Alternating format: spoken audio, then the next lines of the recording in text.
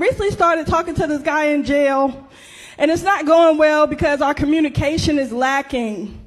When I say lacking, I'm always on the phone waiting for him to call back.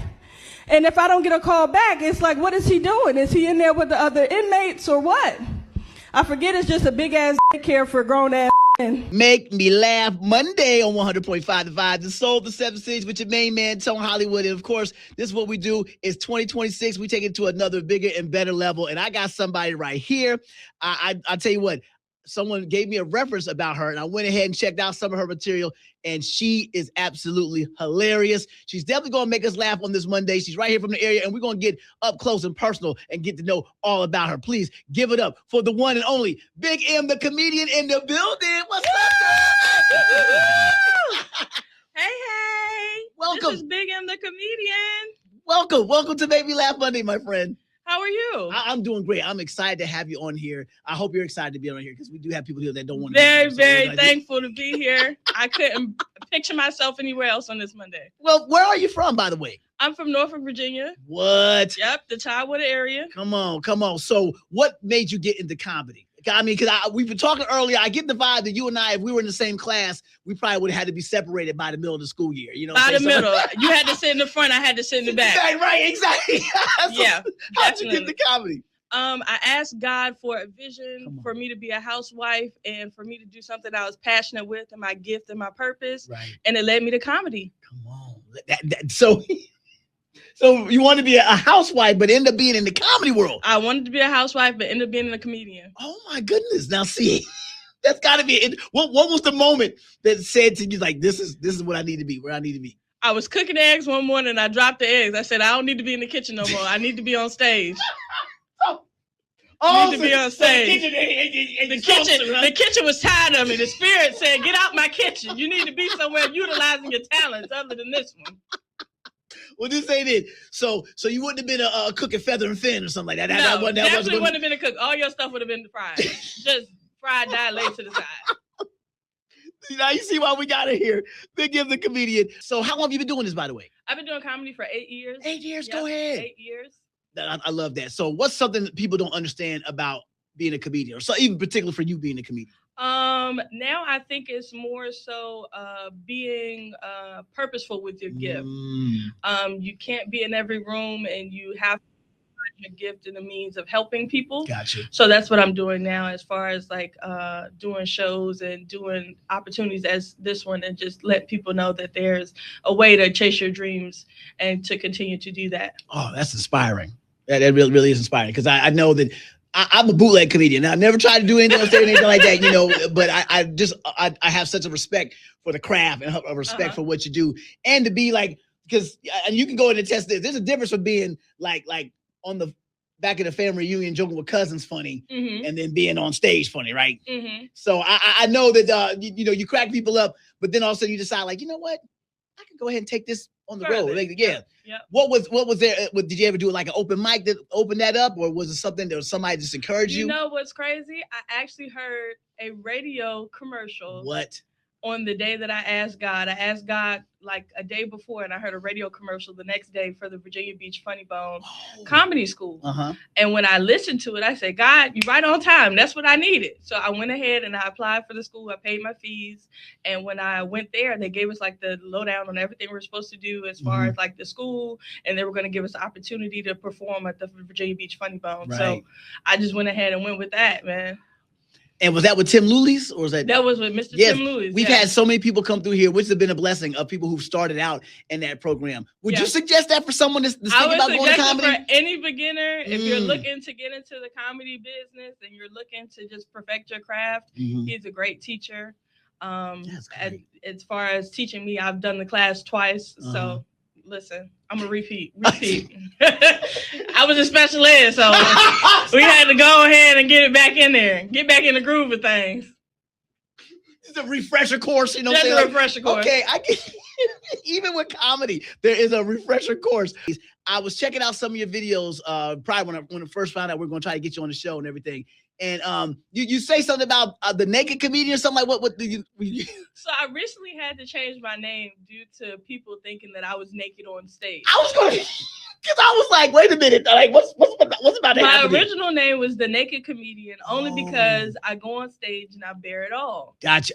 But people confused that with being nude, so I had to keep explaining this to people, and people were not understanding. No, I'm not naked. You can't pay me more to get naked. So the bookings were they would get kind of weird. Bookings were getting kind of strange. Can you perform at this strip club at 9 o'clock? At 9 o'clock, to be there early. At 9 o'clock, get there early. Early show. Well, I love the change. I love Big M the comedian. You know what I'm saying? And you know, you being from around here, do you get like people that know you, that grew up with you, stuff like that, to find out you're a comedian, just like feel like, oh my goodness. Yes, I've actually had recent people coming to me in the airport, coming to me in the train station, and they're like, "Oh my gosh, Big M the comedian," but they call me the Naked Comedian. Oh, so you still got. So I still have to get people used to my new name. Right, so right. When they see me, they're like, "Oh my gosh," it's like they've seen a famous person, but I'm just a local, I'm regular person. You're doing the big though. I'm trying to be big. I'm trying to be there. What how long ago did you change the name from the Naked Comedian to Big M? Literally a year ago. Oh, a year ago. Okay, wow. Still people. Wow. Yeah. Wow. So all of my followers that have known me for 8 years, they've known me by the Naked Comedian. Gotcha. So it's gonna be a good little transition before they start calling me Big M the Comedian. Right. But Big M Comedian, like really, it rolls off the tongue. It hits. You know what I'm saying? Like I got it from a truck. Yeah. I got it from a truck. So if they want to sue me, talking about? You got it from a truck. You saw it. If they want to sue me, I asked God. God be sending me signs now.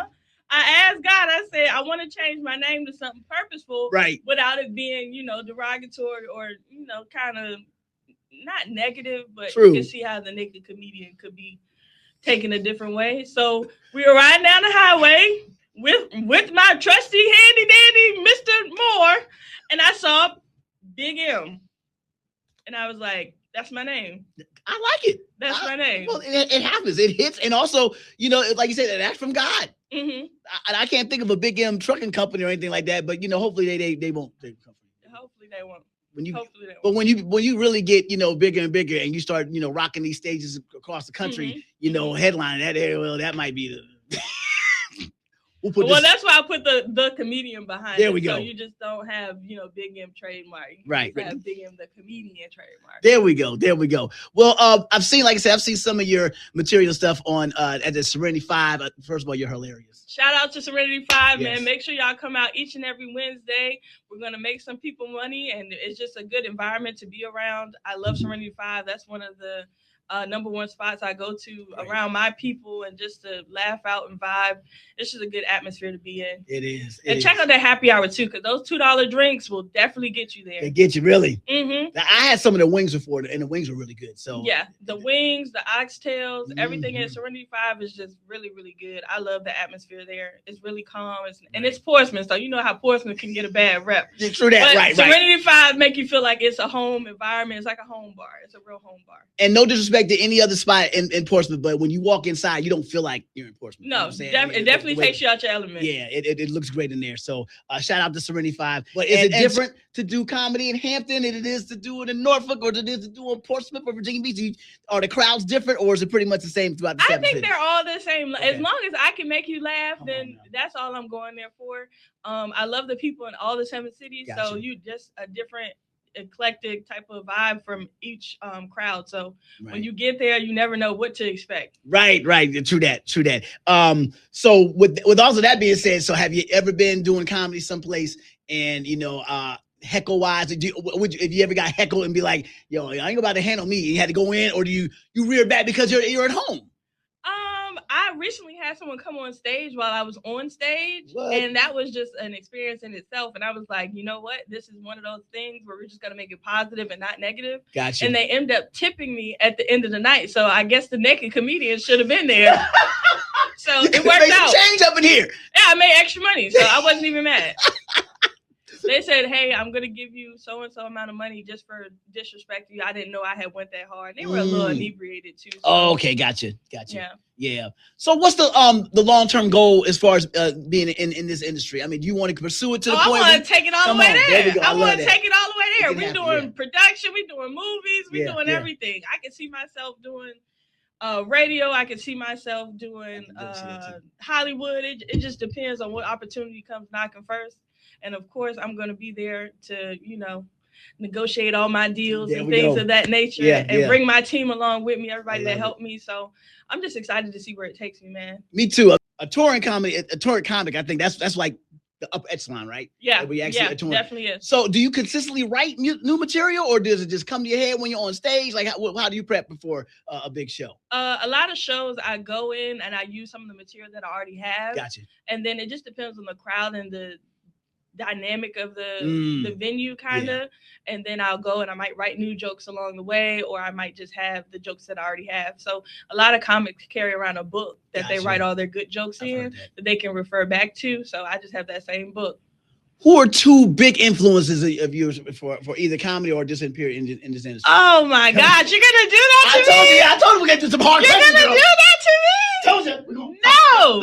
Okay. Two of my big influencers or people that I would look up to, I would say, are Monique and Martin Lawrence. Oh yes. Oh, I'm a Martin fan. Yeah, I love Martin. My dad actually looked like Martin growing up. Wow. Yeah, so Lord rest his soul, but he looked like Martin. So that was one of the reasons I really stuck to Martin, because he looked like Martin. So and Monique is just all around, that's my girl. That's who I grew up on. That's who I like to reference a lot. People don't understand, like, she really came from nothing and went like with comedy all the way. So did you see her when she was here with Cat Williams? I did not. I did not. Yeah. That was actually the first time I've seen her stand up in person.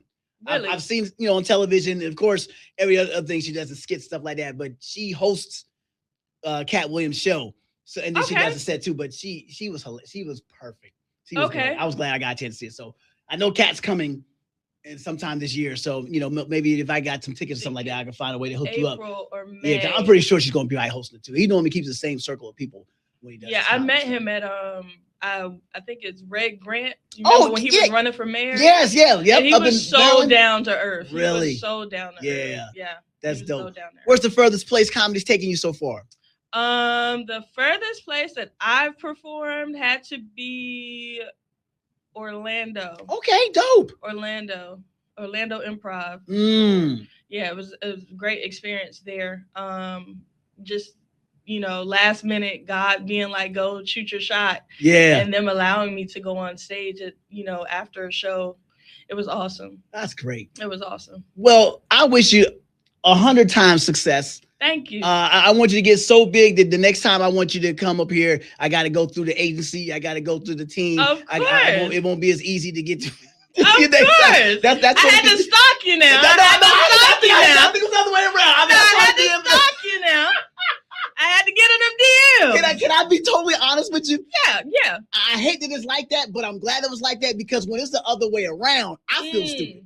No. When you DM, especially when you DM like females, I know you're attractive. I know people come at you like, okay. All right. Do you ever get like nervous when you're going into someone's DMs? Like maybe they might reject it, or maybe they're not. I'm an overthinker. Okay. So you know what I'm saying? What's your sign? I'm a Capricorn. Oh, that's why. Yeah. Okay. Did you say in the last week? Yeah.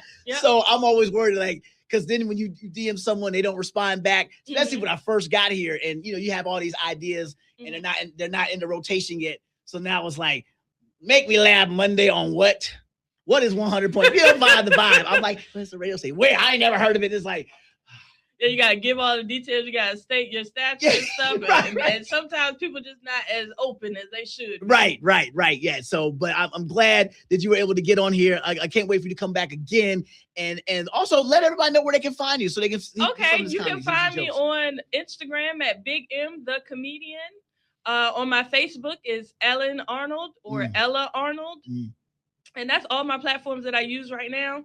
I look forward to everybody inboxing me and asking me to come on their show as well. I'm excited. The DMs are very much open. I'm ready to work. Let's get to it. 2026. Let's go ahead and get to it. And I know 2026 is going to be a great year. It's a year of prosperity, and it's going to be that for you. Yes. And I can't wait to see where you are in May. I can't wait to see where you are in September and beyond. So don't forget about us, okay, Big M? No, I won't. I won't. You're dear to my heart. Don't let me see you on the red carpet somewhere, and I'm like, hey, you just walk right by. I'm gonna. No, I'm never like that. I'm really, really humble. I don't know what it is. It's just something in me. God didn't tell me to be shabby and too snooty. So that was never me. I'm talking about it. That's it right here. Big M, the comedian, Make Me Laugh Mondays. I know she just did that on 100.5 The Vibe, the soul of 7 cities. Thank you. Yes. Yes.